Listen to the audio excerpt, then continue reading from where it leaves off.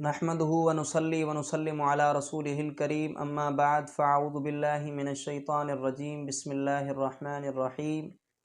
उम्मीद करता हूँ आप तमाम ahbab बखैर व आफ़ियत होंगे।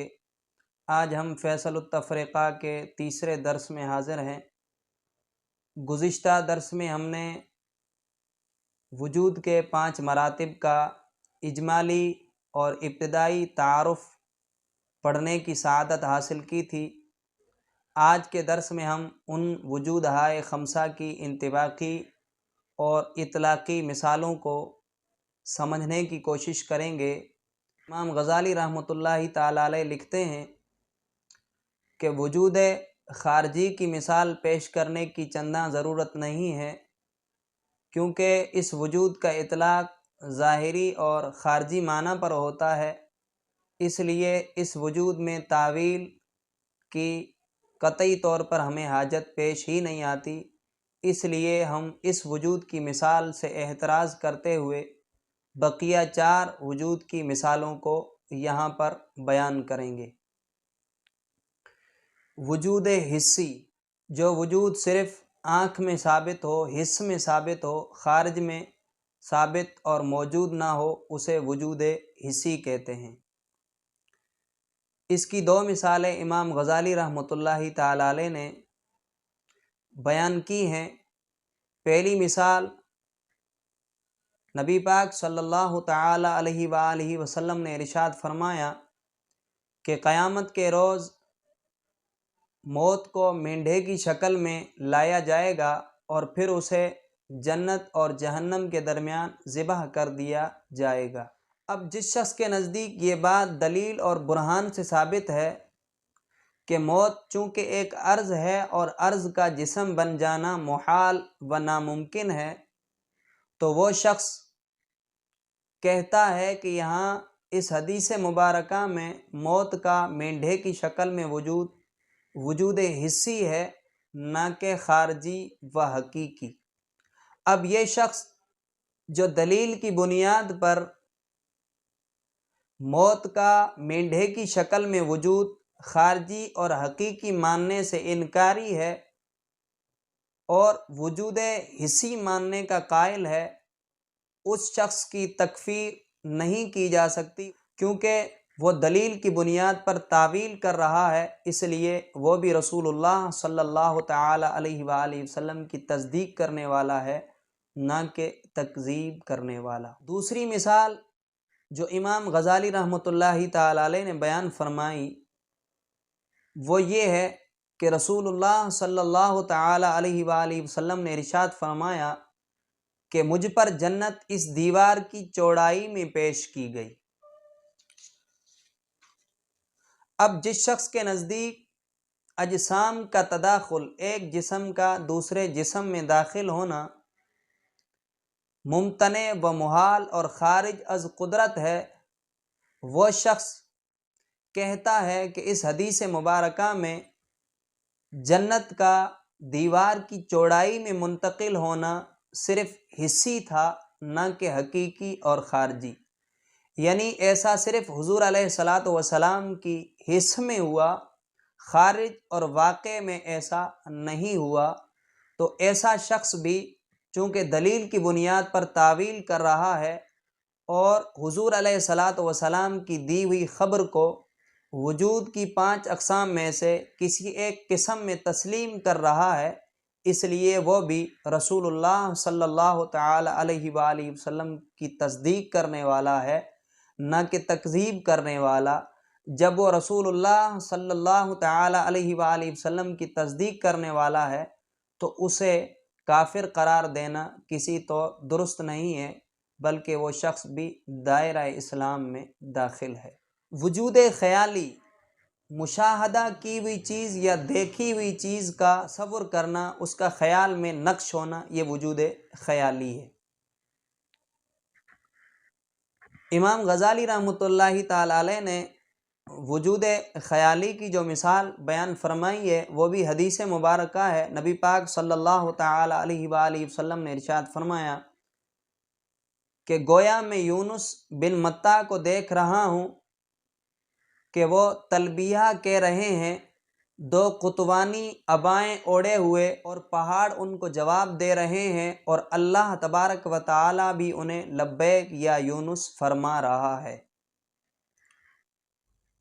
اب امام غزالی رحمۃ اللہ تعالی علیہ خود بھی اس بات کا اعتراف کرتے ہیں، یہ جو مثال ہے یہ ممثل لہو یعنی وجود خیالی پر 100% صادق نہیں آتی۔ یہ مثال یہاں پر چلانے کا، بیان کرنے کا مقصد صرف اور صرف اتنا ہے کہ بسا اوقات بہت ساری چیزوں کا وجود صرف انسان کے خیال میں ہوتا ہے، حقیقت میں ان کا کوئی وجود نہیں ہوتا، جیسا کہ نبی پاک صلی اللہ تعالی علیہ وآلہ وسلم کے خیال میں حضرت یونس علیہ السلام موجود تھے، لیکن حقیقت میں ایسا نہیں تھا۔ وجود عقلی، اس کی دو مثالیں امام غزالی رحمۃ اللہ تعالی علیہ نے بیان فرمائی ہیں۔ پہلی مثال یہ ہے کہ حضرت صلی اللہ تعالی علیہ وآلہ وسلم نے ارشاد فرمایا کہ جہنم سے سب سے آخر میں جو شخص نکالا جائے گا اسے 10 دنیا کے برابر جنت دی جائے گی۔ اب نصوص ظاہرہ کے مطابق جنت آسمان میں ہے، اور آسمان آپ سب جانتے ہیں کہ دنیا کا ایک حصہ اور جز ہے۔ اب حدیث مبارکہ میں اگر ہم 10 دنیا کے برابر جنت سے حقیقی معنی مراد لیں، یعنی جگہ کے اعتبار سے 10 دنیا کے برابر جنت لیں، تو پھر 10 دنیا کے برابر جنت دنیا کے ایک حصے آسمان میں کیسے سما سکے گی؟ اس لیے ایک شخص کہتا ہے کہ یہاں پر جنت سے جنت کا حقیقی معنی مراد نہیں ہے، بلکہ جنت کا عقلی معنی مراد ہے، جنت کا عقلی وجود مراد ہے، یعنی اس شخص کو ایسی جنت دی جائے گی جو قیمت اور مالیت میں 10 دنیا کے برابر ہوگی۔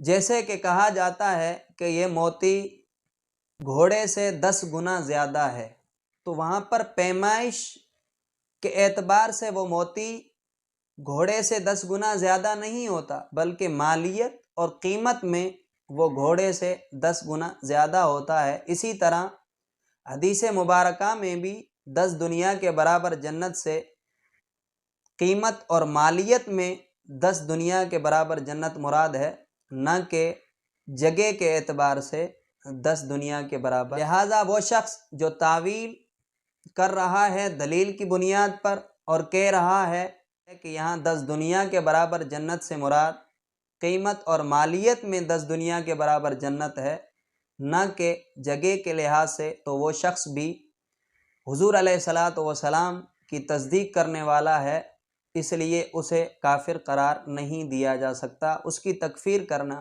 درست نہیں ہے۔ دوسری مثال، حضور علیہ الصلاۃ والسلام نے ارشاد فرمایا کہ اللہ تبارک و تعالیٰ نے حضرت آدم علی نبینا علیہ الصلاۃ والسلام کی مٹی کو 40 روز تک اپنے ہاتھ سے گوندا۔ اب جس شخص کے نزدیک دلیل اور برہان سے یہ بات ثابت ہے کہ اللہ تبارک و تعالیٰ کے لیے ہاتھ ثابت نہیں ہے، اللہ تبارک و تعالیٰ کے لیے ہاتھ شایان شان نہیں ہے، نہ حقیقی لحاظ سے، نہ حصی لحاظ سے، نہ خیالی لحاظ سے، تو وہ شخص تعویل کرتے ہوئے یہ کہتا ہے کہ یہاں ہاتھ سے ہاتھ کا عقلی وجود مراد ہے، تو وہ شخص بھی مسلمان ہے، وہ شخص بھی رسول اللہ صلی اللہ تعالی علیہ وآلہ وسلم کی اس خبر میں تصدیق کرنے والا ہے، نہ کہ تکذیب، اس لیے وہ شخص بھی مسلمان ہے، اسے دائرہ اسلام سے خارج قرار نہیں دیا جا سکتا۔ وجود شبہی، اللہ تبارک و تعالیٰ کے لیے قرآن پاک میں ایک وصف وارد ہوا ہے غضب، کہ اللہ تبارک و تعالیٰ غضب فرماتا ہے۔ اب غضب اللہ تبارک و تعالیٰ کے شایان شان نہیں ہے اپنے معنی کے لحاظ سے، نہ حقیقی طور پر، نہ خیالی طور پر، نہ حسی طور پر، نہ عقلی طور پر۔ اس لیے ہم کہتے ہیں کہ یہاں پر غضب سے غضب کا وجود شبہی مراد ہے۔ کس طرح؟ تو ہم کہتے ہیں کہ یہاں غضب سے اللہ تبارک و تعالیٰ کا سزا اور عذاب کا ارادہ کرنا مراد ہے، کیونکہ سزا اور عذاب کا ارادہ ایک وصف میں، ایک خصوصیت میں غضب کے مشابہ ہے۔ وہ خصوصیت کیا ہے، وہ وصف کیا ہے کہ جس طرح غضب کا نتیجہ اور غضب کا مقصود درد پہنچانا ہوتا ہے، اسی طرح سزا اور عذاب کے ارادے کا مقصود بھی تکلیف پہنچانا اور درد پہنچانا ہے۔ تو اس وصف میں اشتراک کی وجہ سے، اس وصف میں مشترک ہونے کی وجہ سے اللہ کے ارادہ سزا اور عذاب کو غضب سے تعبیر کر دیا گیا۔ حاصل یہ ہے کہ قرآن پاک میں اللہ کے وصف غضب سے اس کا وجود شبہی مراد ہے، نہ کہ حقیقی۔ لہذا جو شخص اللہ تبارک و تعالیٰ کے اس وصف میں تعویل کر رہا ہے اور دلیل کی بنیاد پر غضب سے اس کا شبہی وجود مراد لیتا ہے، سزا اور عذاب کا ارادہ مراد لیتا ہے، تو وہ شخص بھی رسول اللہ صلی اللہ تعالی علیہ وآلہ وسلم کی تصدیق کرنے والا ہے، نہ کہ تکذیب، اس لیے اسے بھی کافر قرار نہیں دیا جا سکتا، وہ بھی دائرہ اسلام میں داخل ہے۔ پورے درس کا حاصل یہ ہے کہ اگر کوئی شخص اللہ اور اس کے رسول کی بتائی ہوئی چیزوں کے وجود کے 5 مراتب میں سے کسی بھی مرتبے میں دلیل کی بنیاد پر تسلیم کرتا ہے، تو وہ شخص بھی حضور علیہ الصلاۃ والسلام کی تصدیق کرنے والا ہے، اس لیے اسے کافر قرار دینا یا اسے گمراہ قرار دینا یہ اس کے ساتھ ظلم و زیادتی ہے۔ اگلی ویڈیو میں پھر ملاقات ہوگی۔ السلام علیکم ورحمۃ اللہ وبرکاتہ۔